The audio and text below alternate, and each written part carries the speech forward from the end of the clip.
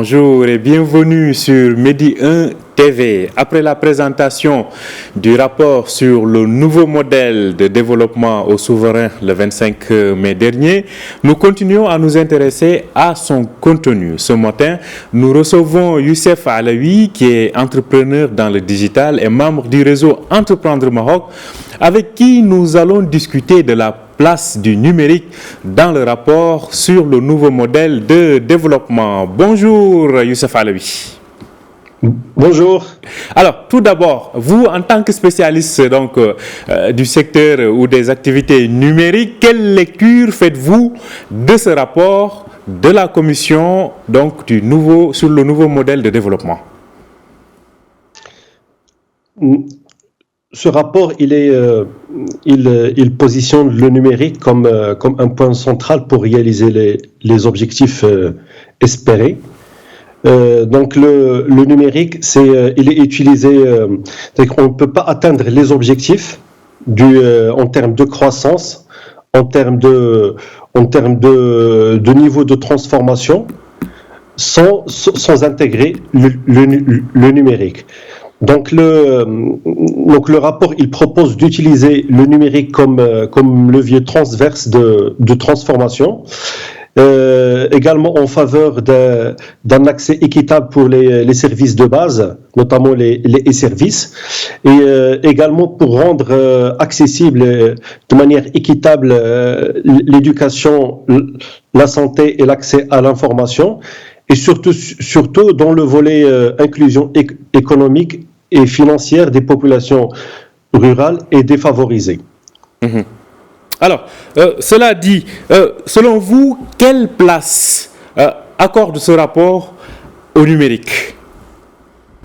En fait, il lui apporte une place centrale dans la mesure où on ne peut pas atteindre des objectifs espérés, comme ce que je dis, sans l'usage du numérique et sans la généralisation du numérique. Donc le rapport, il préconise, donc il a des paris, et le numérique, c'est un levier, c'est un moyen pour réaliser ces paris. Mmh. Alors, un moyen donc pour réaliser ces paris. Cela dit, comment le numérique peut aujourd'hui contribuer très concrètement à la réalisation de ces objectifs à l'horizon 2035.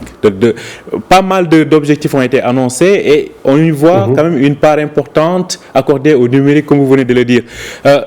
Comment cela peut-il être concrétisé, Youssef Alaoui?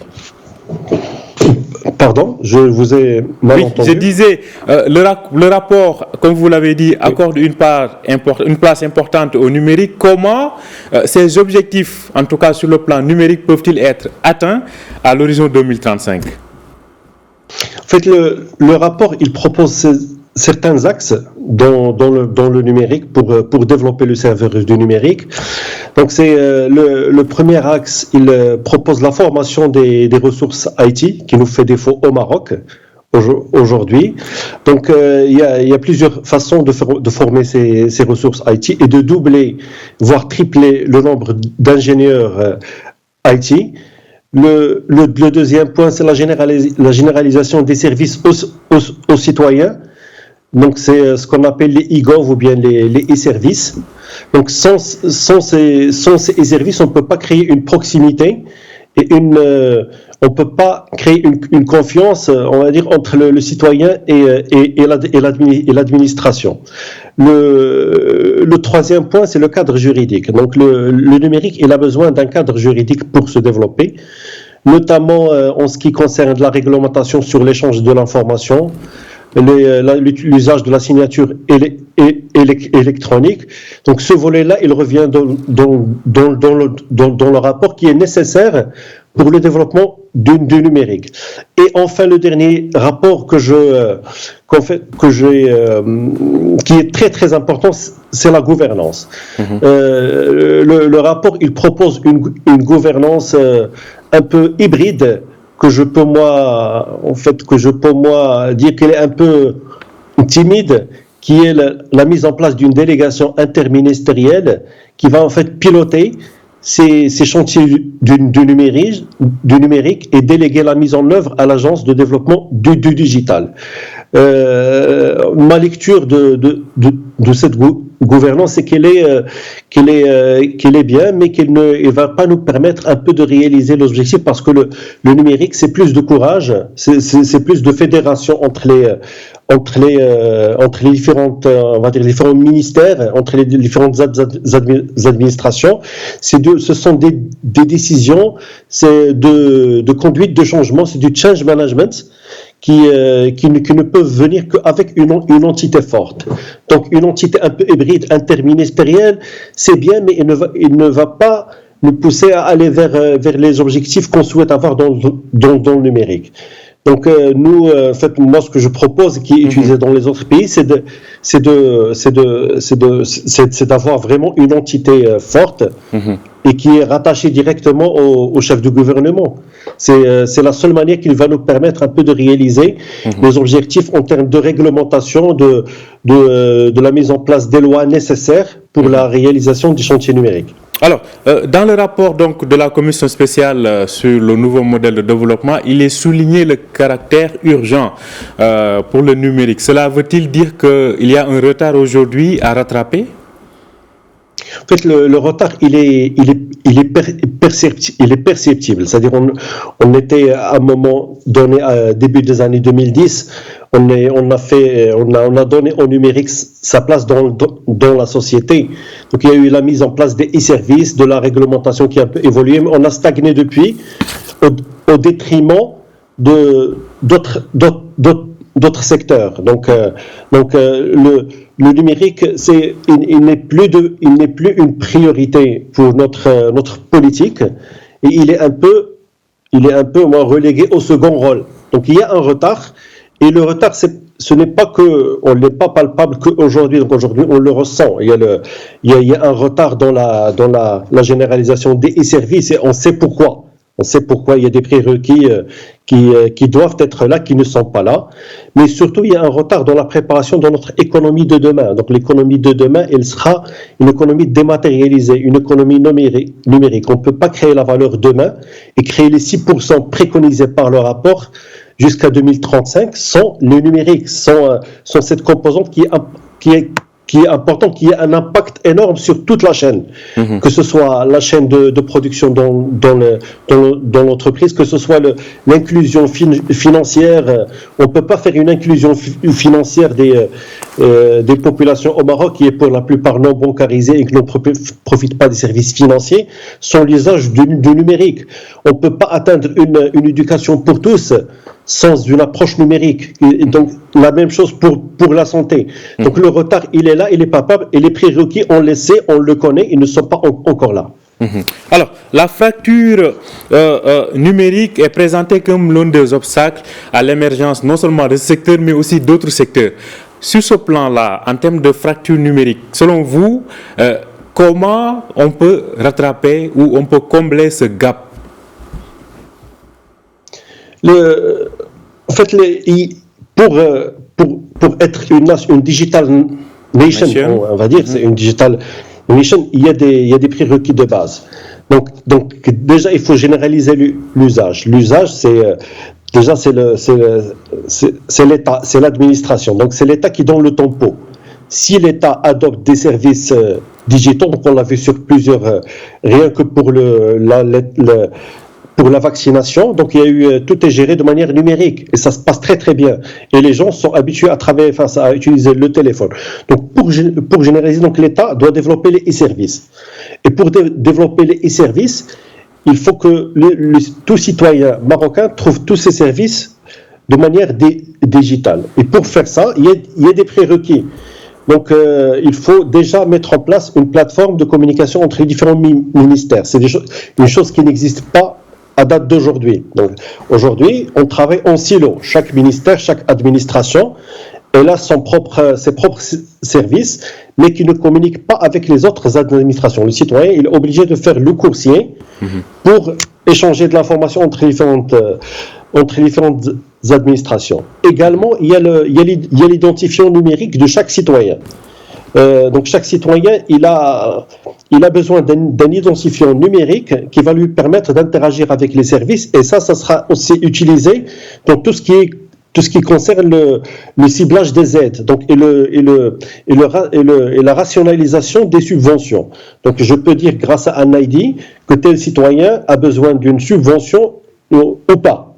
C'est un ID. Donc là, ce sont des prérequis. Ensuite, il y a le volet technique. Technique, c'est la mise en œuvre de tout ça. Pour mettre en œuvre tout ça, il faut des investissements, il faut des ingénieurs, il faut un cadre juridique légal.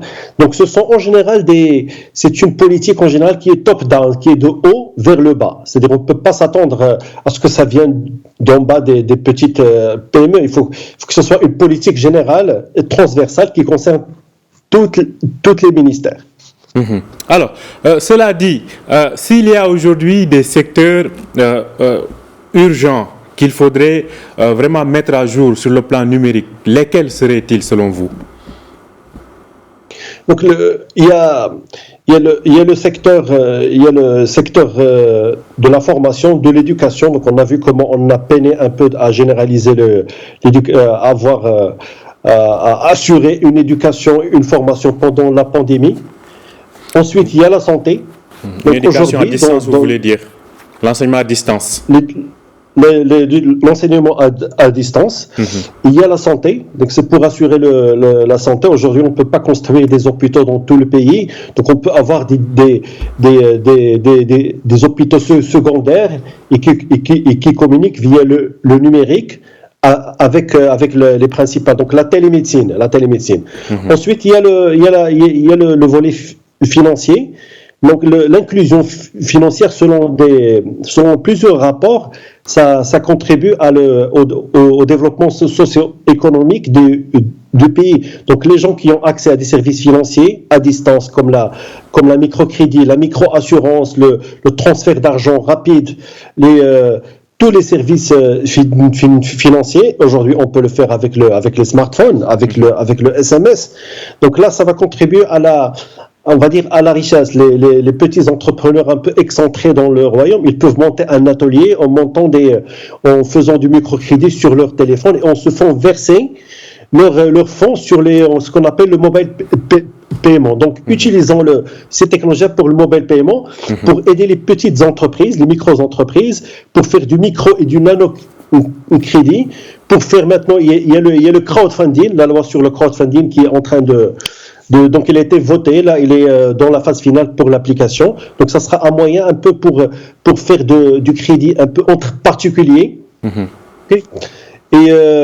Et sans parler des transferts d'argent depuis l'international à des bas coûts. Donc il faut que la finance soit accessible à tout le monde avec des coûts très faibles. Alors, Youssef Alaoui, si aujourd'hui on se lance dans des estimations, selon vous, quel devrait être le poids du numérique d'ici une quinzaine d'années? Le numérique, la part du numérique dans le PIB, elle sera élevée. Donc c'est pas que pour le Maroc, c'est pour tous les pays du monde. Donc aujourd'hui, par exemple, je vous donne un exemple. Il y a une fuite de nos ingénieurs vers d'autres pays, donc notamment les pays européens et de l'Amérique du Nord. Pourquoi?